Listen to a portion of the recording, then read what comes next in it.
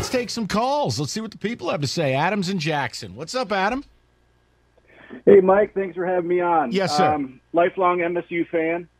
And look, I mean, in terms of what I dislike about Michigan, I think, it really comes down to what it always does, their arrogance. And I'm talking specifically now about the arrogance on the field of continuing to run the ball, thinking the other team would never have the audacity to stop it. And, I think that starts with Harbaugh. This isn't the first time he's done this over the course of a season and not being willing to deviate from the game plan. And that's just, to me, the definition of pure arrogance. And eventually it's going to hurt him like it always does. And then I'll have the joy of watching the dumb, shocked look down their faces of the coaches on the sidelines when that happens. So, well, Adam, I'll tell you what. It comes back to arrogance. Okay. I think I would choose a different adjective. Rico presented a case yesterday, briefly. We didn't get very deep into this topic, that it's about desperation. Harbaugh and staff know they have to win. I mean, they could not come out this year and go 6-6. And I know for all the jokes about he'll never be fired, etc., that reality does play a role. He does not have a big buyout, and 6-6 would be a problem. So it's hand to mouth. They're taking the short money versus the good money. What do we got to do to win this week? Correct. This snap, this series, this half.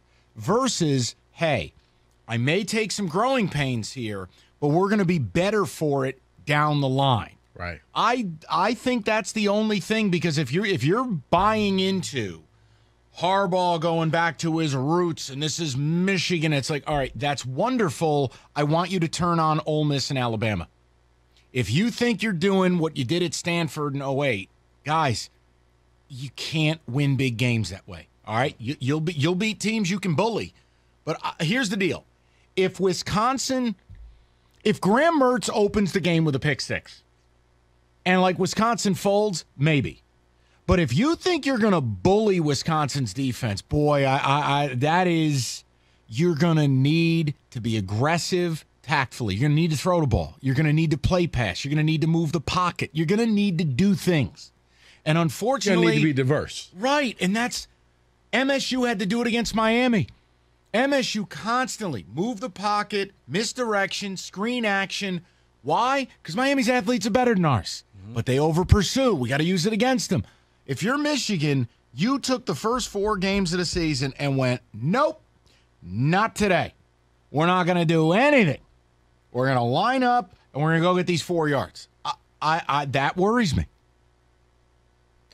Yeah, when I look at this Michigan team, my biggest concern is, once again, what are you going to do when the fans aren't cheering for you? What are you going to do when things go bad? I don't know if Wisconsin's fans are cheering for them.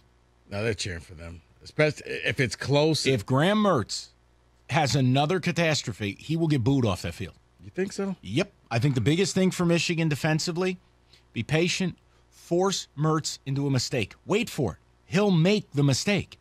All season long, Graham Mertz, go pull up his game logs. Go watch the games. Yeah. He will give you mistakes. You don't need to do anything other than be patient. The problem with Graham Mertz is he believed after that first game that he was going to be up for a Heisman, and he's terrible. Great, and he forces a lot of things that he shouldn't. Instead of just, you know what, let's just punt the ball. No, I think I can make that throw into triple coverage. No, you can't, Graham. Yes, I can. No, you can't. And there's a pick. I mean, the fact that they had Penn State twice on the 5-yard line at the end of the game. Horrendous. And a fumble with the exchange and then a pick. We'll get to more of the people next. 97.1.